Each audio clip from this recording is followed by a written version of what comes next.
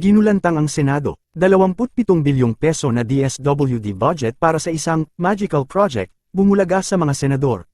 Sa pamamagitan ng AKAP project ng DSWD na pinondohan umano ng House of Representatives, ay napataas kilay ang mga senador.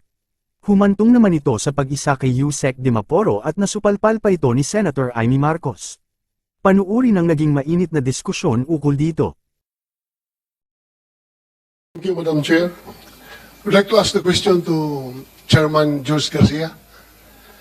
Chairman, during our last hearing in Davao City, galit na galit yung mga tao na nakapirma. Gustong-gusto na bawiin yung pirma nila. And I told the regional director that you said during our previous hearing that hindi mo alam kung anong gagawin para pagbawi ng pirma dahil, as you said, there's no rules covering that withdrawal of signatures. Wala kayong kumilik resolution, the most, wala talaga kayo enabling law na pagbabasihan sa lahat ng gagawin ninyo. So, sabi nung mga tao doon, yung barangay captain, sabi, sir, hindi namin pwede pabayaan yan, sir, dahil that signature of ours, for us, is sacred. Sagrado yan sa amin, sir. Ngayon na na-realize namin, sir, na kami ay nailad. Ano, alam mo ibig sabihin ng nailad? Naloko. Ay, gusto namin ibawiin nyo, sir. Hindi mo pwede yun. Kung bubawiin talaga namin. Tinanong ko yung regional director. Regional director, kung gusto niyang bawiin, mabawi ba nila yung kanilang signature? Sabi ng regional director Tambuang, sir, in the absence of any rules, policies, I don't know how to do that. Sabi niya, maybe, sir, yung nag-submit sa amin na abogado, nakilala man yun, Madam Chairman, di ba? Sino yung abogado na nag-submit, baka pwede pa namin, at the very least, may balik sa kanila kung gusto lang ibawiin. Attorney Alex Cunanan. So, I told the barangay captain sa mga tao, nandun, kilalaman nyo yung abogado na yun. Puntahan nyo. Sabi ng mga tao, sir, pressure namin yung abogado na yan. Hanapin namin yan para makuha. Now, the next question is, halimbawa, yung mga election officers doon, no, na nagbigay ng certification, na nag-receive sa mga signatures, maawa sila sa mga tao. Kasi, ano nga, kababayan nila eh. Alam na, ayaw nila yung kababayan lang na maisahan, ayaw nila yung kababayan lang na maluko. Sabi na election commissioners, masakit sa kaluban namin, sir, na yung kababayan namin naluko sa pirma. Kaya baka bibigay sila, ibigay lang balik yung signature. Kung kukunin nila, sagrado yan. Kanila yan. Ngayon, kung bibigay yung election commissioner, ibigay niya, hindi naman kailangan ito. Balik namin yung pirma sa inyo. Wala, hindi naman kami kikita dito. Kaya yun yan. Okay, pag ibalik nila, are they, those election officers, liable criminally or at the very least administratively as far as your office is concerned? Kung gagawin nila yan?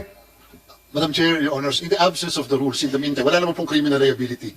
Baka lang po administrative kasi po accountability namin para isang nagpa-receive ng sulat.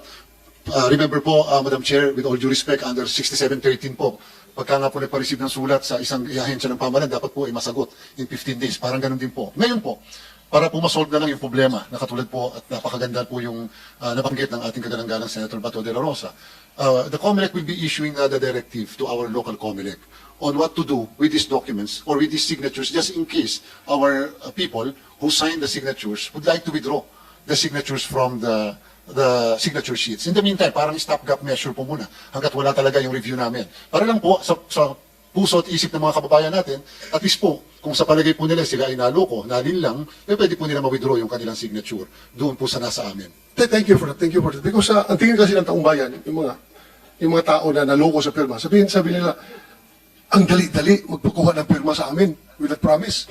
Tapos ngayon, ang hirap palang i-withdraw. Nung na-realize namin na naloko kami, gusto namin i-withdraw, ang hirap pala. So, paano bang sabi ng ordinaryong tao na sinabihan lang na bibigyan kayo ng AX, ito yung coupon. Nakita mo yung hearing namin? Bini-issue sila ng mga coupon na para pang-claim nila in the near future, pag-release na yung, ano kaya yung release yun, AKAP na yun, o AKAP, AX, o whatever. Ako, bago lang yung AKAP sa akin, very foreign to me, ha? Para bang tingin ko is designed for PI yung AKAP na yan, eh. Hindi ko lang talaga alam, pero bago sa akin pandinig yan. Ngayon, sabi kasi na ordinary tao, ano ba itong gobyerno na ito? porque ordinaryong tao lang kami, pahirapan kami, karapatan na nga namin yan ang nababayulit. Gusto nga na karapatan namin yan, bawiin yung aming perma, hindi pa ibibalik sa amin. So that's very, very injustice on the part of the ordinaryong tao. So it is incumbent on your part as kumilik na sana, gawa ninyo ng action yan. Yung mga tao doon sa Davao, kung parang sa manok pa, nagpapanikad na ba? Yung mga ganun na, gusto na talagang sumugod sa election officer, kumilik election officer's office para kunin yung kailang perma. So please, bilisan nyo yan para mabigyan nyo ng guidelines yung mga tao nyo doon sa baba. Dahil yung mga tao naman nyo sa baba, they are willing to do that kung may clearance sa'yo. Yes, Madam Chair. Wala naman sigurong nagkukontrol sa'yo, no? Wala naman sigurong pipigil sa'yo na gawin yan. Yes, Madam Chair, Your Honors, gagawin po namin. And again, sa mga nanonood po sa kasalukuyan, gusto lang po namin i-guarantee. Lahat po ng mga signature sheets na yan, kasama yung mga signatures, at this point ay walang kwenta. Mere scrap of papers. Kasi wala pa naman pong visa o kadahilanan kung bakit, paano nila gagamitin yan. Sa'yo, walang kwenta. Pero sa nag-initiate na malaki na ang ginastos, malaki na ang kapital ang nasunog, ay sabi mo nga, there's no deadline, expiry. There's no expiration date. So pag nakalimutan na yung issue about PI, pwede ka naman gabangin ng mga nag-initiate yan, tuloy natin yan, dahil kompleto na. We have already, sobra-sobra nga ang na-claim na nakuha nila eh. Yung ibang distrito, hindi lang 3%. Yung iba, 20% na nakuha nila. So, talagang malaki na investment nila dyan. Pwede nilang i-revive yung effort na yan pagtatahimik na naman itong issue na ito. Kaya, dapat may balik sa kanila yung perma na yan. Sagrado yan na, Commissioner, hindi ako bugado ha, pero ordinaryong tao lang ako. Pero para sa akin, pag ako ipipirma, paninindigan ko yan. Pwede mo akong maikulong dyan kung pumirma ako at pwede akong mamatay dyan sa pirma na yan. Diba? Sa atin, sa ordinaryong tao. Kaya yung tao na yun, tulungan rin natin na ma-preserve yung kanilang dignity. They want to get back their dignity na hindi sila maloko sa ilaganon. O ito, merong card dito. Pirma kayo, bigyan kayo ng card. Later on, that card can be claimed for cash ayuda from the government. Yun ang sabi sa kanila. So, please, Commissioner, gawin niyo po. Thank you. Yes, Madam Chair. Thank you, Maraming salamat po. We will do that immediately. Madam Chair. Yes, maraming salamat at gusto ko lang humirit. Nagulat din ako sa AKAP at mas lalo akong nagulat sa halaga. 26.7 billion. Isang programa na ngayon ko lang natuklasan at ngayon lang narinig. Pero may bilin dito sa text, all soft projects including AKAP must go through the office of the Speaker. AKAP, AIX, tupad, MAIP for the PI and other efforts. Yes, Chair. Senator JB. Ako rin medyo naging curious sa AKAP, ngayon ko lang narinig eh. No? Siguro can ask DSWD, what is this program about? Is it just between the House and, kasi wala ko kami sa Senate na alam niyan eh. So is it with DSWD and the House of Representatives, yung program? Thank you, Madam Chair.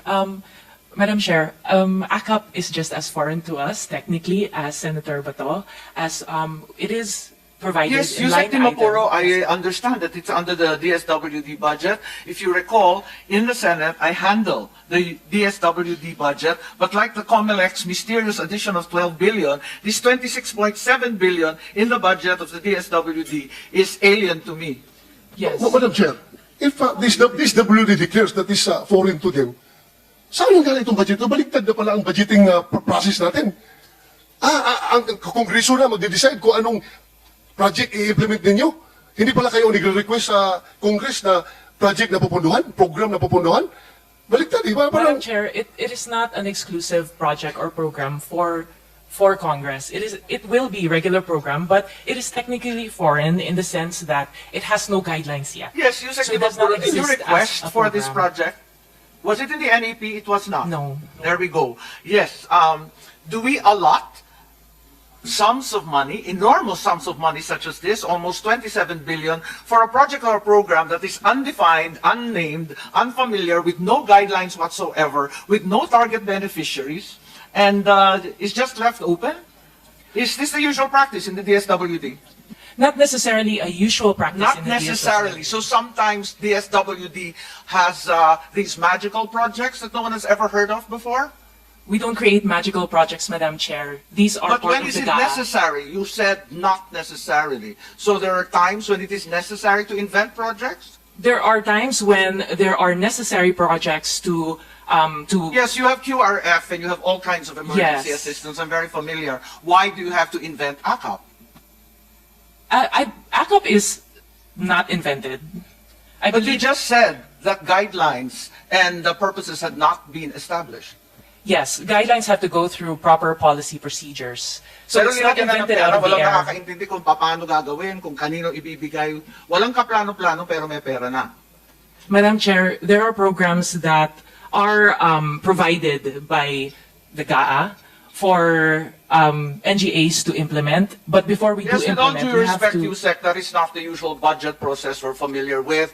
There's always a very well-defined project or program before a line item magically appears in the GAA. It's fought over, debated, and discussed very, very thoroughly in the subcommittees as well as the plenary. This wasn't. Madam Chair, we are currently creating the guidelines, and we would be happy to share with... Parang baliktad naman yata yung buhay natin. Ngayon mag-iimbento ng dahilan, magdi-design ng project, pupunteriya yung mga beneficiary. Pero in the meantime, linagyan muna ng bilyon-bilyon. Yan na ba talaga ang patakaran ng DSWD? Madam Chair, for programs that are intended for the poor, vulnerable, and disadvantaged, we welcome, obviously, more programs, and we would be grateful to be able to implement these other programs. I'm familiar with your mandate, but nothing in your mandate indicates that you should be inventing projects and that you are exempt from usual budgetary study and procedure. I'm sorry. Madam Chair, kaya siguro nagkaganon dahil hindi talaga sa kanila yung programa na yan. Oh, hindi talaga sila. With due respect lang, in fairness to U Sec Dimaporo, bago nga yan sa kanya, sabi nga niya, foreign eh, hindi niya alam. So, huwag ka magkalala, we are not faulting you for that. Kaya we are just investigating dahil the usual mangyari is meron ng bahay yung pondo, like AX. Kung sisingit man yung, meron mang intervention dyan during the BICAM, ang lower house at saka upper house, the most that they can do is siguro dagdagan yung amount ng AX na yan. Pero may bahay na yan. Pero yung gagawa ng bagong bahay dyan, during the BICAM, I don't know how feasible is that. Kaya nga sabi ng aming chairman, it's very magical. Kayo mismo, DSWD, hindi nyo alam na, uy, boom, may teka. AKAP pala na ganito kalaki. Aba, may nabasa lang ako bigla, o naalala ko lang bigla. Sabi ni U Sec Dimaporo, hindi kita inaaway huwag mo ipagtanggol yung AKAP pag hindi mo alam. Kasi lahat kami hindi alam. Kahit sinasabi ng DSWD, wala silang alam tungkol sa guidelines, foreign itong project, at linagay lang dyan, nasa press release na yung AKAP will provide 5,000 cash payment to 12 million poor households. Are you aware of that? Yeah, I've read those press releases, But isn't this a Madam mere Chair. duplication of so many programs already initiated by previous administrations, the 4Ps and then the AX, the never-ending ayuda, SAP 1, SAP 2, walang katapusan to. So this is hardly a guideline. Pero ang liwanag na, nangako na ng 5,000 sa Madam Chair, 12 million households. Baka hindi mo alam. Madam Chair, I cannot confirm whether those are the numbers that are decided on, as we don't have any guidelines yet. Pamaskong handog to lumabas sa PNA December 27. Well, for our Christmas programs, or we don't have AKAP in or any of our Christmas programs, I can say that definitively. But with regard to any pronouncements of how AKAP will be implemented and what amounts will be provided through AKAP, we don't have guidelines for that yet, Madam Sige, Chair. Yusek, ganito na lang, magtulungan na lang tayo. Alamin natin ang mga detalye nitong programang to. Pare-pareho kami ni Senator Bato, ni Senator JV, Senator Risa. Nagugulat po kami kung saan to galing at ano ibig sabihin. Yes po, Madam Chair. And I'd also like to say that we are very open to many innovations and new programs in DSWD. And it is not a new thing where we create something new. Madam Chair, just to add, I'm not gonna fight with you over that, but that's completely inaccurate and untrue. Okay, Senator Bato, please. Pagkuha ko lang kay Yusek na, wala problema ito sa amin. Huwag ka mag-alala. Ang amin lang talaga is, nagulat na kami sa Senado.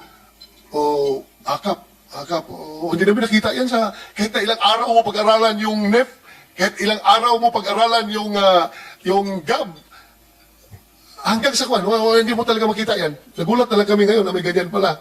Ikaw nga, nagulat ka eh. Sa inyong departamento yan. Okay lang, pareho tayong nagulat ngayon. A happy Okay lang surprise, talaga. Senator Bato, Madam Chair. A happy surprise because it will help the disadvantaged at the end of the day. Walang problema yan. Hindi, okay lang yan. Kung mapunta sa taong bayan yan, importante yan. Okay ako, walang problema. Yung nga lang, siguruhin ninyo ha, dahil ang PNP ngayon, nagbabantay na pag mag-release kayo, na babawasan na naman yung pera, ang 10,000, ibigay sa tao, tapos ibalik yung, bawiin yung 9,000, 1,000 lang maiwan doon sa tao. You hear that during our hearings, di ba? Nagdulot naman ito ng iba't ibang reaksyon mula sa ating mga netizens ayon kay at Bernadette Cordilla 2274. Grabe kaliwat kanan yung corruption. Saad naman ni at Cynthia Gabriel 331. Ayuda, form of corruption. Ihinto na, trabaho, pag-aaral na lang ang ibigay. Ayon naman kay at Mario Gonzalez 4693. Ano ba talaga ang umiiral ngayon sa system? Gobyerno o sindikato? Anong sa inyo dito mga kabayan? Maaaring mag-comment down below.